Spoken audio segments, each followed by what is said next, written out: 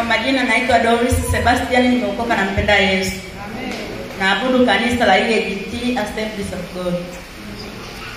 Bwana Yesu asifiwe. Ukweli ninayo furaha kubwa, napenda kushuhudia matendo makuu ya Mungu aliyonitendea kupitia hili kanisa. Haleluya. Leo ni Jumapili yangu ya pili kusali mahali hapa. Nilikuja Jumapili ile ndio kusali mahali hapa. Ilikuwa ni Jumapili yangu ya kwanza kusali mahali hapa, lakini nilimshangaa Mungu akanisaidia. Kiukweli ninaye Mungu mahali hapa. Haleluya.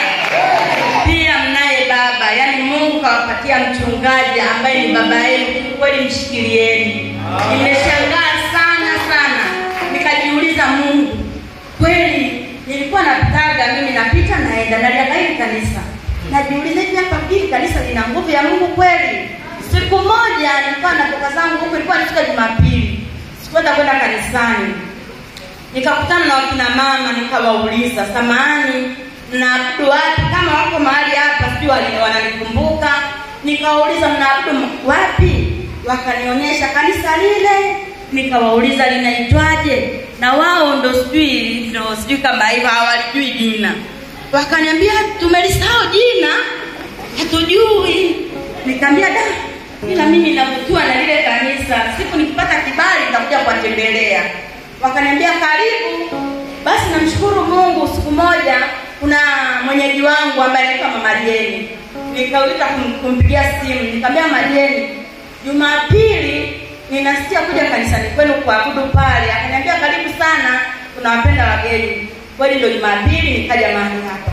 Mimi nilikuwa na tatizo langu nilipokuwa nikila chakula, ubavu huu nikimeza chakula na kisikia maumivu makali sana. Sasa nilikuwa najiuliza hili tatizo ni nini? Ndio figo kufeli au ni nini? Najiuliza maswali sipati jibu. Nasema ngoja nitafute hela niende hospitalini nikamweleze daktari waweze kunipima. Maana hili tatizo silielewi, yani lilikuwa linanisumbua. Na changamoto nilizonazo sana, najiuliza hela napata wapi? Ila ninashangaa siku ya Jumapili mchungaji alipokuwa anaombea watu akaja pale, aliniwekea mkono. Mimi nilipotoka hapa, yani cha ajabu, sasa hivi nasema kweli hapa ipo Mungu. Ninakula chakula, ninameza, sisikii maumivu.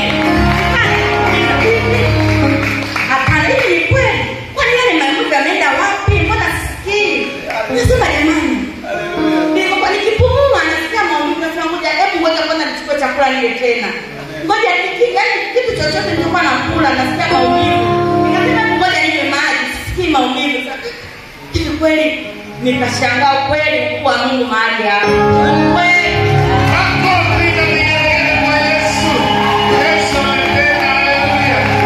Haleluya. Kweli sio kulipamba kanisa, sio kulipamba mchungaji. Huyu mchungaji ana kitu ndani yake ambacho Mungu amempatia. Barikiwe sana. Haleluya. Nawapenda pia mchungaji, yani Mungu akubariki sana. Mungu na azidi kukutendea kwa jina la Yesu. Amen. Amina. Na la mwisho, nimevutiwa sana na hili kanisa, tutakuwa pamoja nami.